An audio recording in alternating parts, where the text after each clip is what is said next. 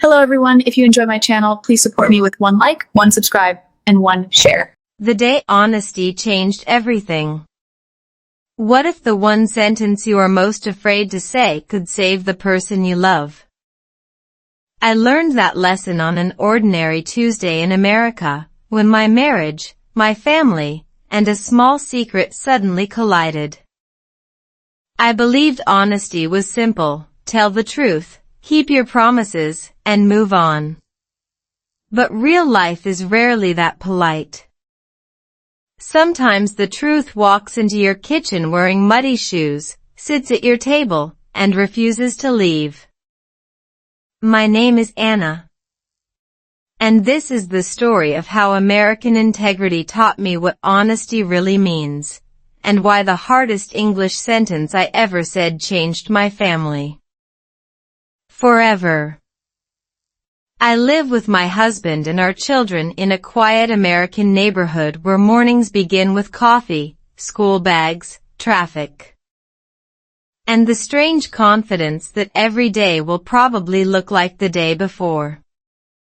Our life was not perfect, but it was warm. My husband and I had learned the ordinary rhythm of marriage: work, dinner, bills, homework, laundry, and tiny arguments about things so ridiculous that later you wonder why anyone cared. One evening, while I was helping my daughter with her English homework, she asked me, "Mom, what does honest mean?" I smiled and answered slowly, "Honest means telling the truth." She looked at me for a moment and said, "Even when the truth makes you scared?" I laughed, but inside, something moved. "Yes," I said. "Especially then." At that moment, I did not know those words would come back to me. In American life, I had noticed something interesting about integrity. People often talk about honesty as a big moral idea, but it usually appears in very small moments: admitting a mistake at work, returning something that is not yours, keeping a promise when nobody checks, or saying, "I was wrong." Psychology offers a useful clue: avoiding uncomfortable truth can bring short-term relief, but stress can keep the problem alive in our minds. That was exactly what was happening to me. I was becoming very good at looking calm while carrying a secret that was getting heavier every day. If you are learning English, listen to one simple sentence with me: I need to tell you the truth. Say it slowly. I need to tell you the truth. It sounds simple. For me, it felt like opening a door during a storm. That night, my husband came home earlier than usual. He placed his keys down, looked at me, and asked, "Is everything okay?" I wanted to say yes. I almost did. Then I remembered my daughter's question. "Even when the truth makes you scared?" I took a breath and said, "No. We need to talk." He became silent. And what happened next was the moment that changed everything. A lesson from American integrity. I had no idea that 4 simple words could make my husband look at me as if I had just moved the furniture in our marriage without asking. "I need to tell you." He did not speak. I did not speak. Even the refrigerator seemed to become louder, as if it wanted front row seats to our family drama. I took a breath and told him the truth. Earlier that week, I had made a mistake at work and had been hiding it because I was afraid it would affect our family budget. It was not a crime. It was not betrayal. But I had lied by silence, and that silence had followed me home every night. My husband listened carefully. Then he asked a question I did not expect. why were you more afraid of telling me than fixing the problem? That question stayed with me. In the United States, integrity is often visible in ordinary situations. A cashier gives you too much change, a coworker notices an error, a parent admits a mistake, or a driver lets another car merge instead of treating the road like a personal battlefield. These moments look small, but they reveal something important. Honesty is not only about words. It is about alignment between what we believe and what we do. I had been teaching my children that honesty mattered while quietly breaking my own rule. That realization hurt more than the mistake itself. If you are practicing English with this story, listen to 3 useful sentences slowly. I made a mistake. I was afraid to tell you. I want to make it right. Notice how simple the words are. Real English does not always need complicated vocabulary. Sometimes the most powerful sentence is the shortest one. Research on stress and avoidance helps explain why my secret felt heavier every day. When we repeatedly avoid something uncomfortable, our minds can keep returning to it, almost like an annoying song that refuses to end. My brain had basically become a broken notification system. Remember that mistake? Remember that mistake? Very helpful, brain. Thank you. My husband finally said, I'm disappointed that you hid it, but I'm glad you told me. I expected anger. Instead, I heard something much harder to receive, trust mixed with disappointment. He did not rescue me from the consequences. He simply gave me room to face them honestly. The next morning, I contacted my manager and admitted what had happened. My hands were shaking before I made the call. But after I said, I made a mistake, and I want to fix it, something strange happened. The problem was still there, but the fear was smaller. And then my manager said one sentence that made my stomach drop. The secret I was afraid to tell. The sentence from my manager was not what I expected, I already knew. For a second, I honestly forgot how to breathe. I had spent days worrying that my mistake would destroy my reputation, affect my family, and prove that I was not as responsible as I wanted everyone to believe. Yet my manager was sitting across from me, completely calm. She did not look angry.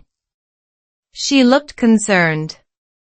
Then she asked, "Why didn't you come to me sooner?" That question hit harder than any punishment could have. I realized that my real problem was not the mistake. My real problem was the story I had created in my head about what would happen if people knew the truth. I had imagined disaster before disaster even existed. My manager explained that she had noticed the problem the previous afternoon and had already started working on a solution.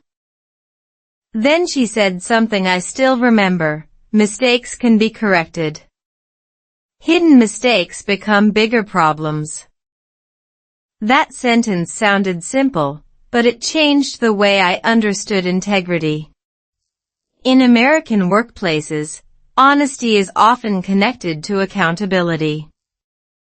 You do not have to be perfect. You have to be willing to own what you did, communicate clearly, and help solve the problem. That did not mean there would be no consequences. It meant I could face the consequences without hiding. For English learners, this is a useful moment to practice 3 natural phrases. I take responsibility. Let me explain what happened. How can I fix this? Say them slowly. I take responsibility. Let me explain what happened. How can I fix this? These are not fancy sentences, but they are powerful because they help you communicate during uncomfortable moments. That evening, I drove home through familiar American streets. Watching traffic lights change from red to green while my thoughts finally became quieter. I felt relieved, but I also felt embarrassed. I wondered how many times people confuse being honest with being weak. Maybe we think strong people never make mistakes. Maybe we think successful people always know what to say. But real strength can look much less impressive. Sometimes it looks like admitting, I was wrong.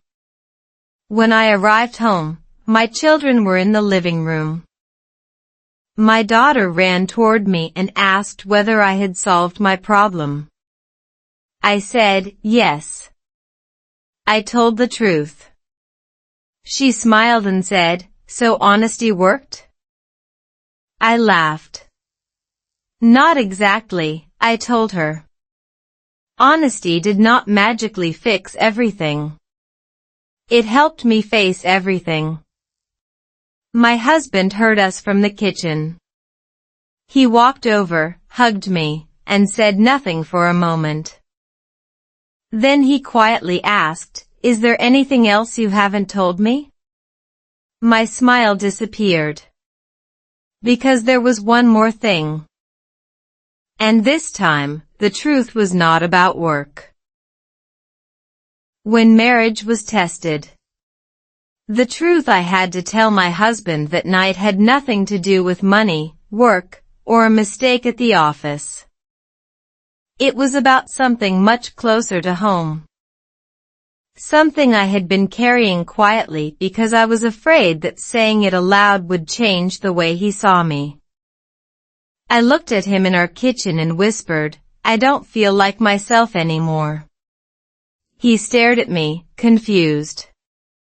I had expected an argument.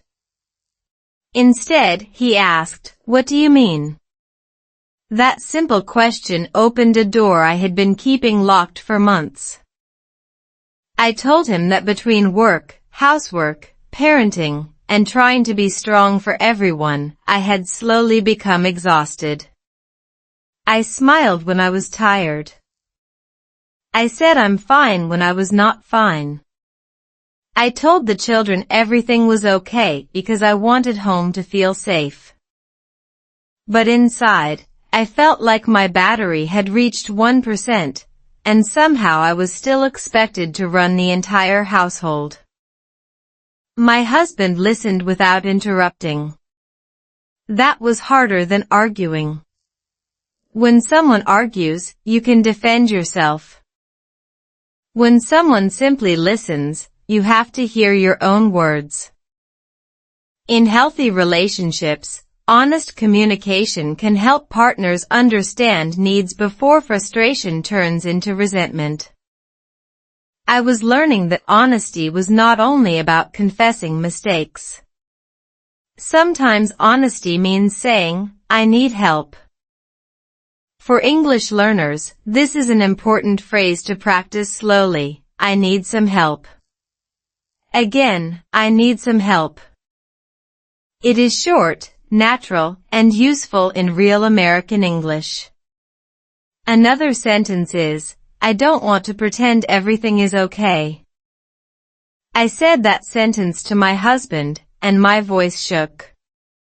He reached for my hand and said, then don't pretend. There was no dramatic movie music. No perfect speech. Just two tired people sitting at a kitchen table, trying to understand each other. Somehow, that felt more powerful than anything I had imagined. We talked about our marriage, our children, our routines, and the small pressures that had quietly accumulated.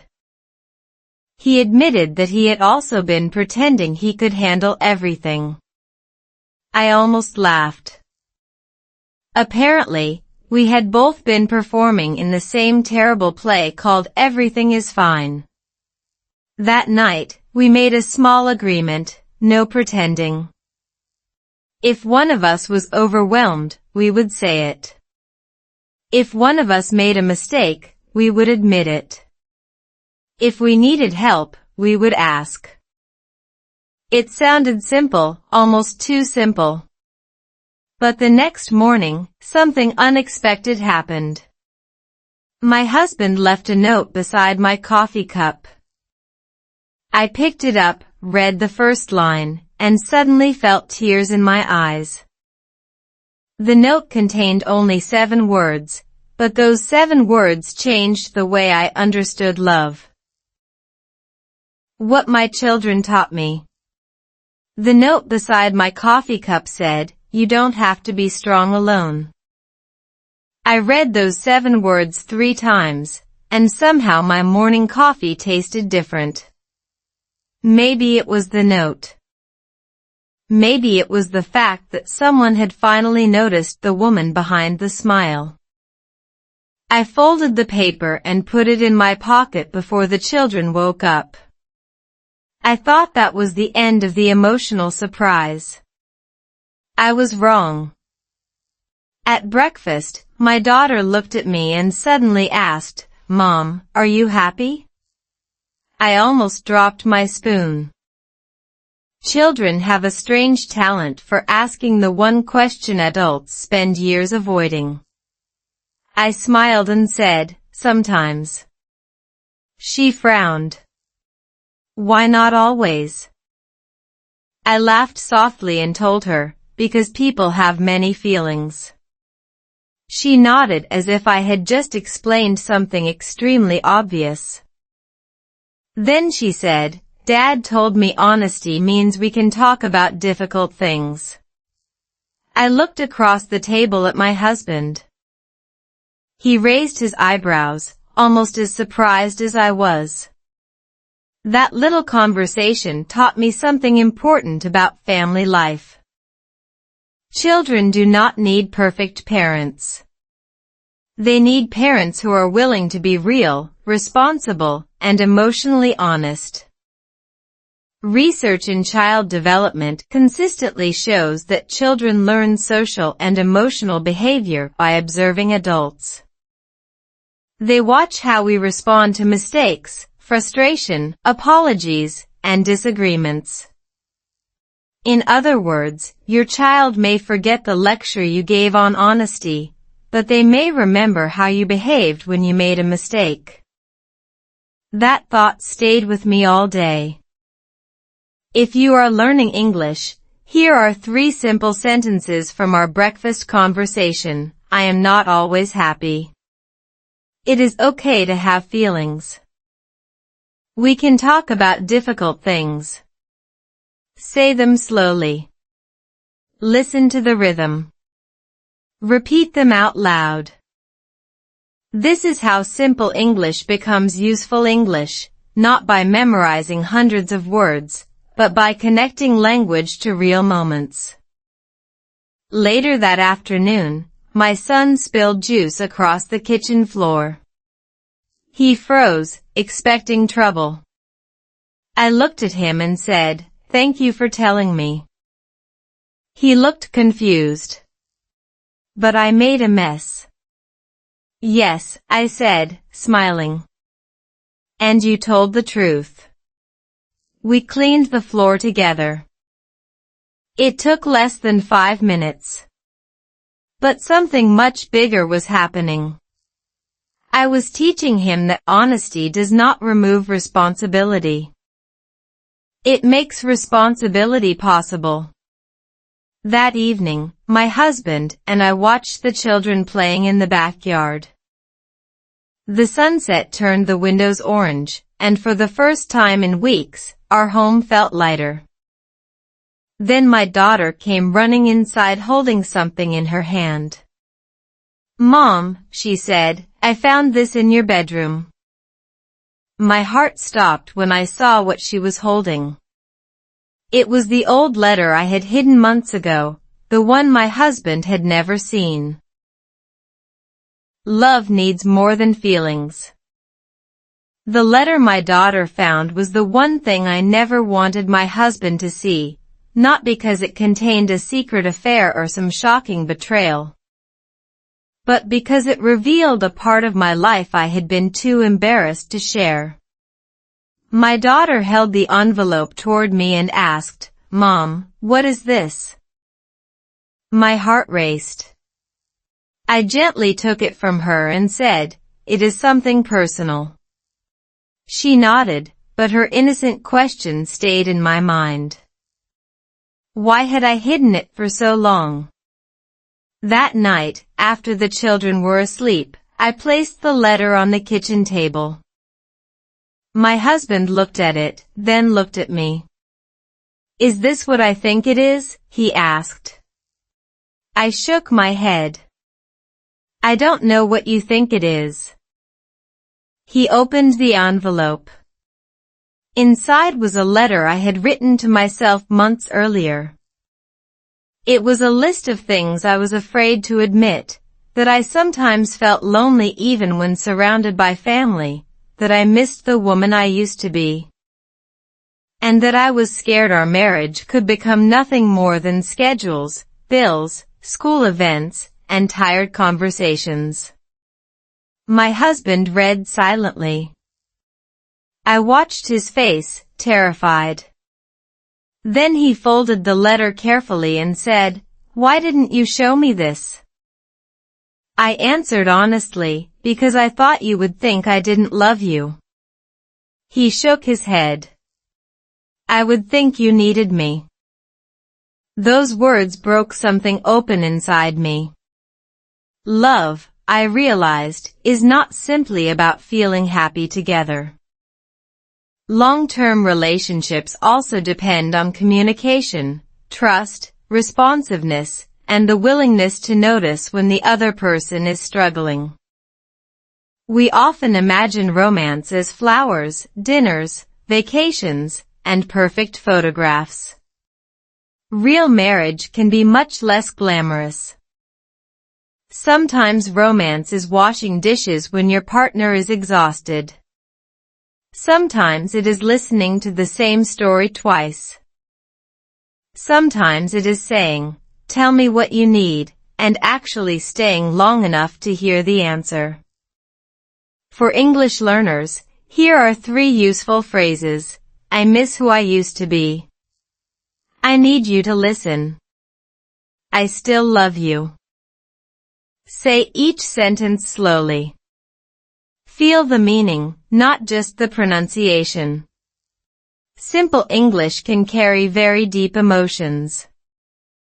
My husband reached across the table and held my hand. He said, "Then let's find her again." I laughed through my tears. "Find who?" He smiled. "You." For the first time, I understood that honesty had not pushed us apart. It had given us a map back to each other. Over the next few weeks, we changed small things. We had coffee together before the children woke up. We took evening walks around our neighborhood. We talked without phones. We even started laughing about our ridiculous arguments. One night, while walking past a small American park, my husband stopped and said, "There is something I need to tell you too." His voice sounded different. I looked at him. "What is it?" He reached into his jacket pocket. What he pulled out made me realize that my story was far from over. Small choices, real integrity. My husband pulled a small folded paper from his jacket pocket, and for a moment I was certain my life was about to become a television drama. He looked at me and said, "I wrote this because I was afraid to say it." My heart started beating faster. The funny thing about marriage is that 2 people can live under the same roof, share meals, raise children. and still hide important feelings from each other. We were not hiding because we wanted to hurt one another. We were hiding because we wanted to protect one another. And sometimes, protection becomes another word for silence. He handed me the paper. It was a list of promises he wanted to make, not romantic promises about expensive vacations or perfect weekends, but simple promises about honesty. He wrote, "I will tell you when I am struggling. I will admit when I am wrong. I will listen before I defend myself." I looked at him and laughed softly. "You wrote a contract for marriage?" He smiled. Apparently, I did.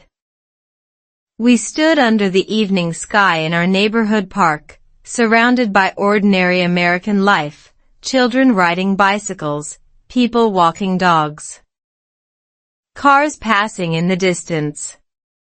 Nothing looked dramatic. But inside me, something had shifted. Integrity suddenly felt less like a big moral word and more like a collection of tiny choices. You return what is not yours. You admit the mistake. You keep the promise. You say what you mean. You do what you said you would do. Psychology also gives us a useful idea here. Trust grows through repeated experiences of reliability. One honest conversation may open the door, but consistent behavior is what keeps the door open. My husband and I were learning that lesson slowly. If you are practicing English, listen to these 3 phrases. I will keep my promise. You can trust me. I want to do better. Repeat them slowly. You can trust me. I want to do better. Notice how natural these sentences sound in everyday American English. You do not need complicated grammar to express something meaningful. A few simple words can carry a whole relationship. Over the next month, we practiced our new promises. When I was tired, I said so. When my husband made a mistake, he admitted it. When the children argued, we tried to show them that disagreement did not mean disrespect. Our home was still noisy. Someone still lost a shoe every morning. Someone still forgot to buy milk. In other words, we had not entered a magical universe. We were still a family. But there was less pretending. One Saturday afternoon, I made another small mistake. I accidentally sent an important message to the wrong person at work. My first instinct was to panic. Then I stopped. I remembered everything I had learned. I took responsibility immediately. But this time, the mistake revealed something unexpected, not about my job, but about a decision that could affect our entire family. And when I saw the name on the message, my hands suddenly went cold. The truth that brought us closer. The name on the message belonged to someone I had not spoken to in years, and seeing it on my screen made my stomach tighten. One wrong click had opened a door I thought I had permanently closed. I stared at the message, wondering whether honesty really had to be this exhausting. Then I remembered the promise my husband and I had made, no more pretending. I called him and said, "Something happened, and I need to tell you." He came into the room, looked at my face, and immediately knew I was nervous. The message was connected to an old personal matter that had never been completely resolved. I had avoided talking about it because I thought the past should stay in the past. But the past has a funny habit of returning when you least expect it, usually without making an appointment. I explained everything slowly. My husband listened. He asked questions, but he did not accuse me. When I finished, he said, "Thank you for telling me." I almost cried. Not because the situation was easy, but because I finally understood what trust could feel like. Trust did not mean that nothing uncomfortable would ever happen. It meant we could face uncomfortable things together. That afternoon, we sat at our kitchen table while sunlight moved across the floor. I told him, "I was afraid you would misunderstand." He answered, "I might not understand everything immediately, but I would rather know the truth than build a relationship around guesses." That sentence stayed with me. In communication, clarity often prevents people from filling gaps with assumptions. When information is missing, the mind loves to invent explanations, and those explanations are not always kind or accurate. I had spent months imagining terrible outcomes that never happened. For English learners, this is a useful phrase. I would rather know the truth. Say it slowly. I would rather know the truth. Another natural sentence is, "Let's talk about it." These simple expressions can help you start difficult conversations without turning them into battles. Later that evening, my children were watching a movie in the living room. I looked at them and realized something beautiful. Our family had not become stronger because we stopped making mistakes. We became stronger because we stopped hiding them. My husband and I began creating small habits around honesty. We checked in with each other after difficult days. We apologized without adding excuses. We tried to say what we needed before frustration became anger. Sometimes it worked beautifully.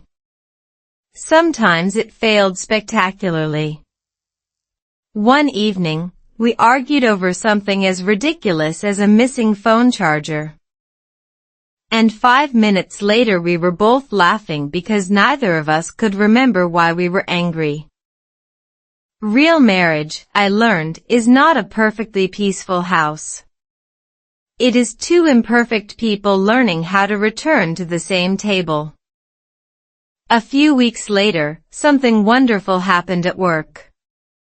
My manager called me into her office and offered me a new opportunity. It was a position with more responsibility, but there was one condition. I had to make a decision that could change our family's daily life. I went home that evening with the offer in my hand. I thought my husband would immediately say yes. Instead, he looked at me and asked, "What do you really want?" I opened my mouth, but no answer came. Because the honest answer could change everything again. Why honesty matters. The honest answer was surprisingly simple, but it was not easy to say, "I want this opportunity, but I do not want to lose my family life." My husband looked at me and smiled. "Then let's find a way to protect both." For years, I had believed important decisions had to produce one winner and one loser. Career or family. Success or peace.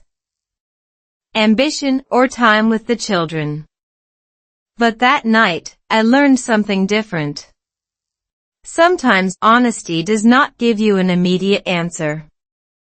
Sometimes it gives you the right question. We sat together and looked at our weekly schedule, our children's activities, my work responsibilities, and the things that truly mattered to us. Instead of asking, "Can I do everything?" we asked, "What can we change?" That small change in language made the problem feel less impossible. If you are practicing English, listen to this useful sentence. What can we change? Say it slowly. What can we change? Another one is, let's find a solution together. These are simple expressions, but they are powerful in everyday American English because they move a conversation away from blame and toward cooperation. We eventually decided that I would accept the opportunity, but with a different schedule. My husband would take on a few more responsibilities at home, and I would protect certain evenings for our family. It was not perfect. Nothing about real life is. But it was honest. I also realized something about learning English that had been hiding inside this entire journey. When people feel embarrassed about their English, they often stay silent. They wait until their grammar is perfect. They worry about pronunciation. They fear someone will laugh. I understood that feeling because I had spent months doing the same thing emotionally. I waited to speak until I could control the outcome. But communication does not require perfection. It requires courage and clarity. When I began speaking honestly with my husband, I also became more comfortable speaking English at work. I made mistakes. I corrected them. I kept going. That is real progress. Research on learning and memory supports the value of repeated practice and meaningful context. When language is connected to emotion, stories, and real situations, it can become easier to remember and use. That is why I like slow English stories. You are not only memorizing vocabulary. You are following a life. You hear a sentence, understand its meaning, and imagine when you might use it yourself. Months passed. Our family changed in small ways. My daughter became more confident speaking English. My son became better at admitting mistakes. My husband and I became better at asking for help. And I became less afraid of the truth. One evening, we sat together on the porch while the children played outside. My husband looked at me and said, "Do you remember when you thought honesty might destroy our marriage?" I laughed. Yes. He shook his head. It did the opposite. I looked at our family and felt something I had not felt in a long time, peace. But then my daughter walked toward us holding a piece of paper from school. She said, "Mom, I wrote about honesty today." I read the first sentence, and realized she had understood something I had only recently learned myself. A more honest life. My daughter's first sentence was simple. Honesty means being brave enough to tell the truth and kind enough to tell it with love. I read it twice, and my eyes filled with tears. She was still a child, yet somehow she had described the lesson that had taken me months to understand. I looked at my husband, then at my children playing in our American backyard, and I realized that our happiest ending was not a perfect life. It was a more honest one. The strange thing about honesty is that we often imagine it as something that takes happiness away. We think telling the truth will create conflict, reveal our weaknesses, or disappoint the people we love. Sometimes it does create uncomfortable moments. But hiding the truth has a cost too. It can create distance, anxiety, misunderstanding, and loneliness. My story taught me that integrity is not about never making mistakes. It is about what you do after the mistake. Do you hide? Do you blame someone else? Or do you take a breath and say, I was wrong. I want to make it right? That sentence became one of the most important sentences in my life. If you are learning English through stories, say it with me slowly. I was wrong. I want to make it right. Again, I was wrong. I want to make it right. You do not need perfect English to express a sincere heart. You need words you understand and the courage to use them. Looking back, I also understand why so many people lose motivation when learning English. They expect progress to happen quickly. They compare themselves with fluent speakers. They become embarrassed when they forget a word or make a pronunciation mistake. Then they stop practicing. I used to think progress meant avoiding mistakes. Now I know better. Progress means making mistakes and continuing anyway. That lesson came from my marriage, my children, my work, and every uncomfortable conversation that forced me to become more honest. Our family is still wonderfully imperfect. We still have messy mornings, forgotten homework, arguments over chores, and mysterious missing socks that may have formed their own government somewhere inside our washing machine. But now we talk. We listen. We apologize. We laugh. We keep promises. And when something is difficult, we try not to hide behind the easiest sentence in the world, I'm fine. Sometimes the stronger sentence is, I need help. Sometimes it is, I'm sorry. Sometimes it is, I was wrong. And sometimes it is simply, I love you. My husband and I did not save our marriage by becoming perfect. We protected it by becoming more truthful, more patient, and more willing to face life together. My children did not learn honesty from a lecture. They learned it by watching us practice it. And I learned that American integrity is not just something you see in laws, workplaces, or public life. It can live quietly in a kitchen, at a family table, in a difficult conversation, or beside a cup of morning coffee.